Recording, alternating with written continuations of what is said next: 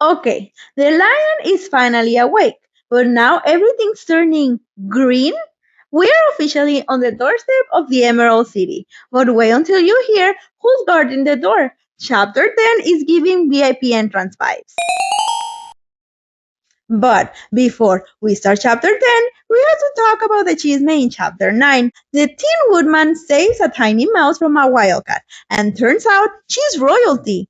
To show her gratitude, she summons 1,000 mice. It's like a tiny furry rescue mission. They pull out the heavy lion out of the puppies on a truck. Imagine being the king of the jungle and being saved by a tiny army of mice. It's the ultimate lesson in staying humble. Sometimes the biggest heroes come in the smallest packages. And honestly, we love a king who can accept help from his tiny besties.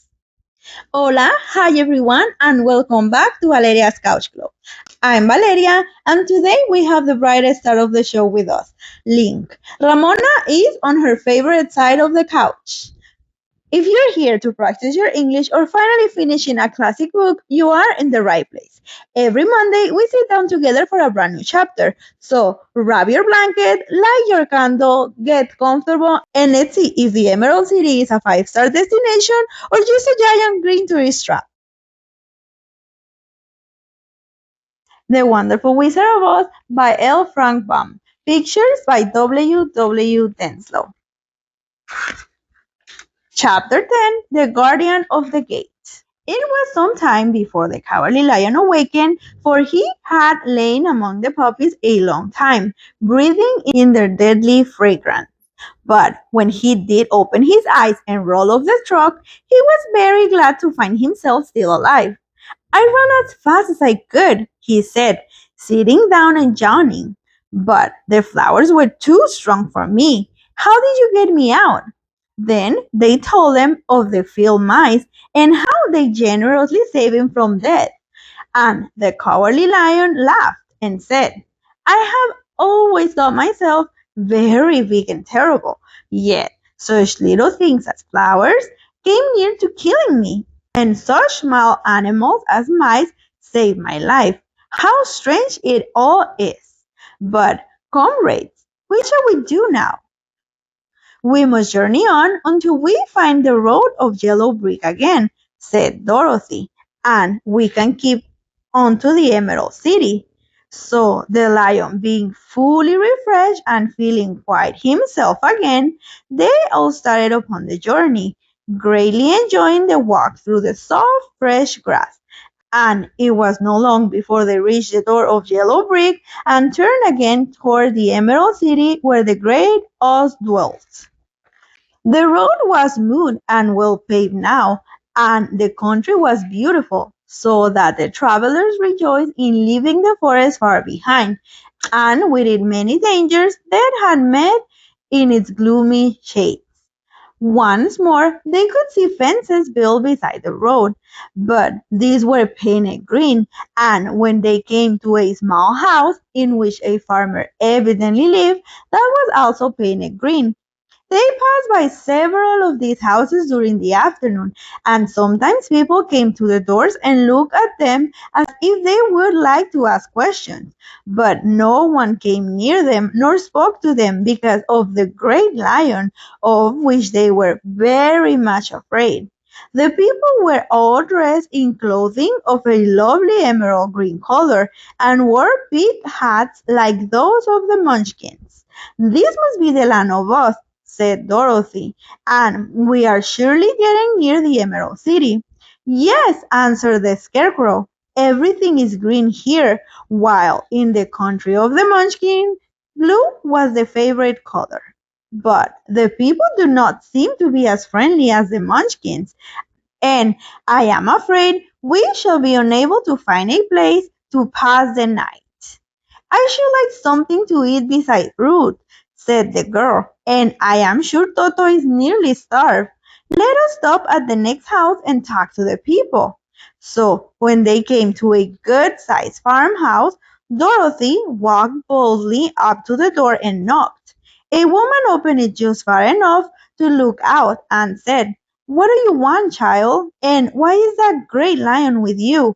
We wish to pass the night with you if you will allow us, answered Dorothy. And the lion is my friend and comrade, and will not hurt you for the world. Is he tame? Asked the woman, opening the door a little wider. Oh, yes, said the girl, and he is a great coward, too. He will be more afraid of you than you are of him. Well, said the woman, after thinking it over and taking another peep at the lion, if that is the case, you may come in, and I will give you some supper and a place to sleep. So they all entered to the house, where there were, besides the woman, two children and a man. The man had hurt his leg, and was lying on the couch in a corner.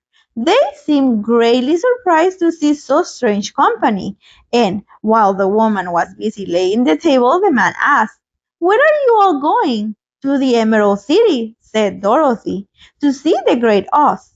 "Oh, indeed!" exclaimed the man. "Are you sure that Oz will see you?"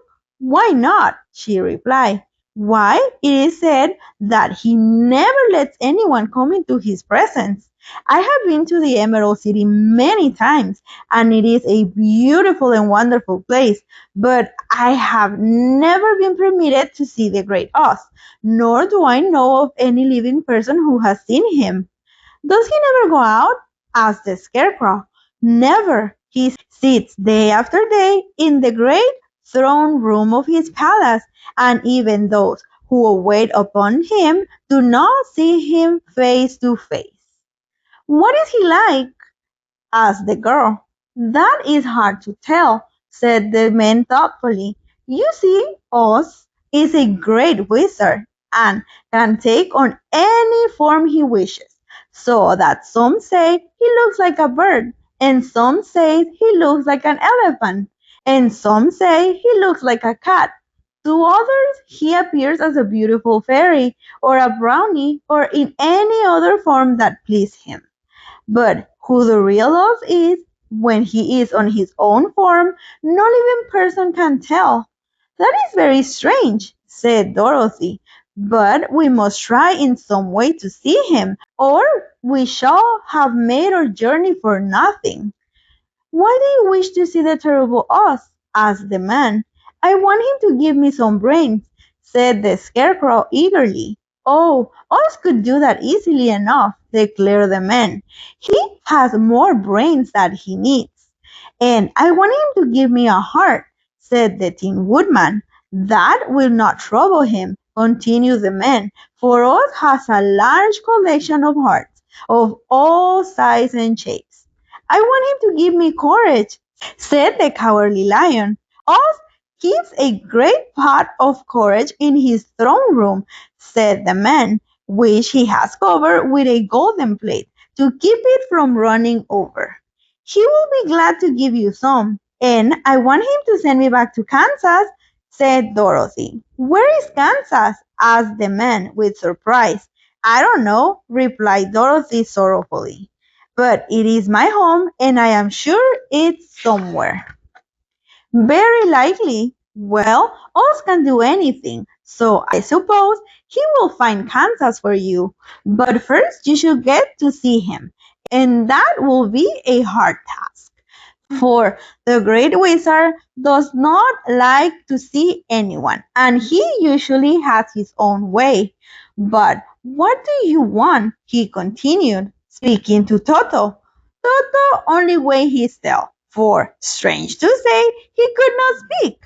The woman now called to them that supper was ready, so they gathered around to the table, and Dorothy ate some delicious porridge and a dish of scrambled eggs on a plate of nice white bread, and enjoyed her meal.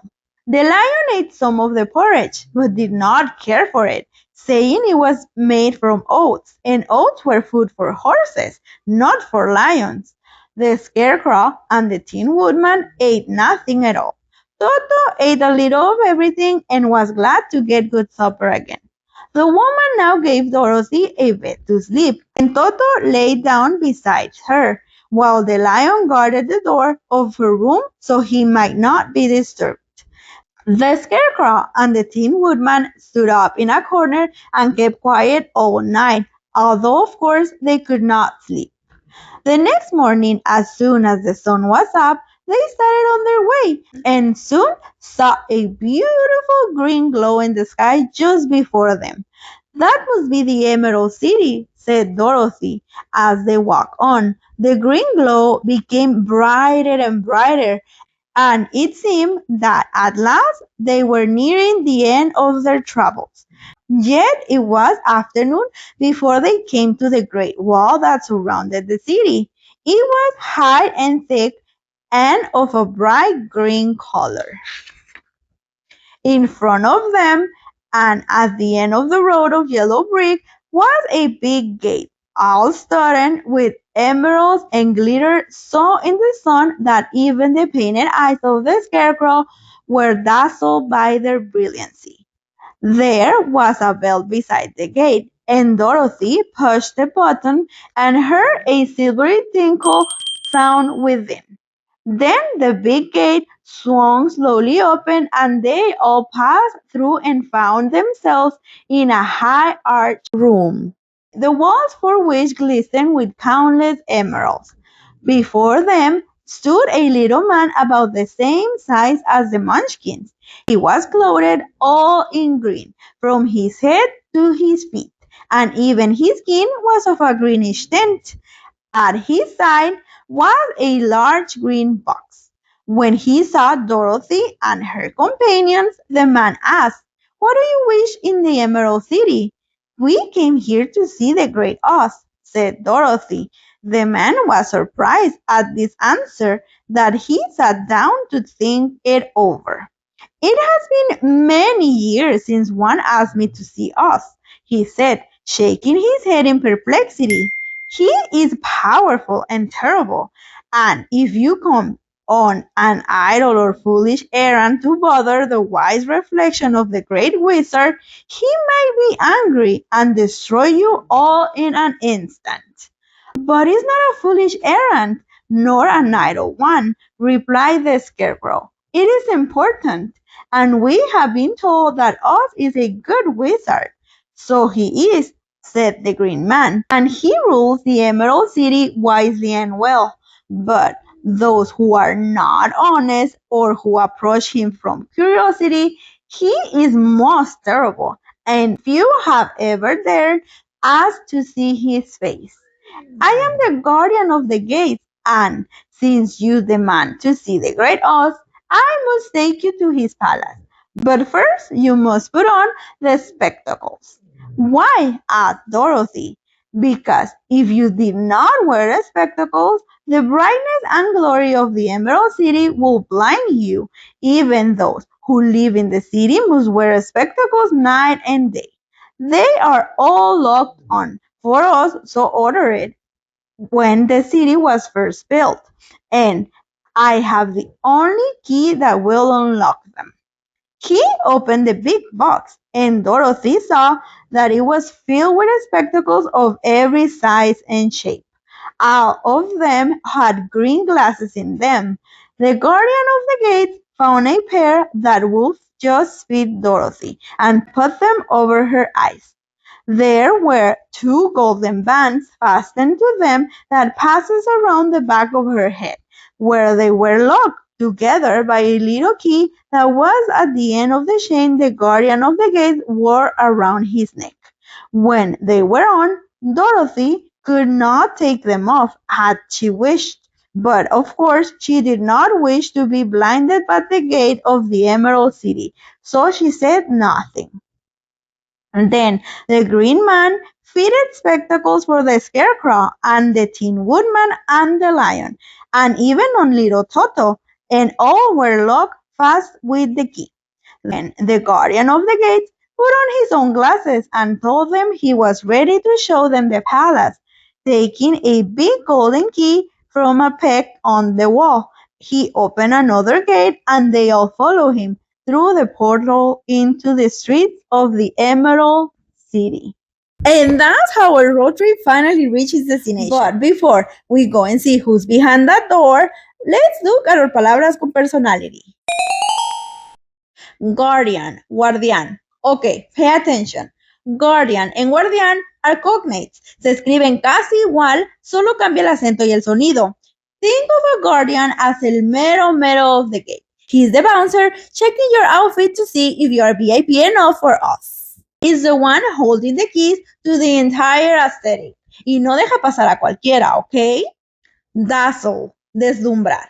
This is to shine so brightly that it blinds someone or to impress someone deeply. You know that feeling when you walk out of the dark movie theater and the sun hits you like, oh, I can see. That is dazzling. The Emerald City isn't just shiny, it's literally trying to deslumbrar the whole world with all that brillo. Hospitality, hospitalidad o acoger.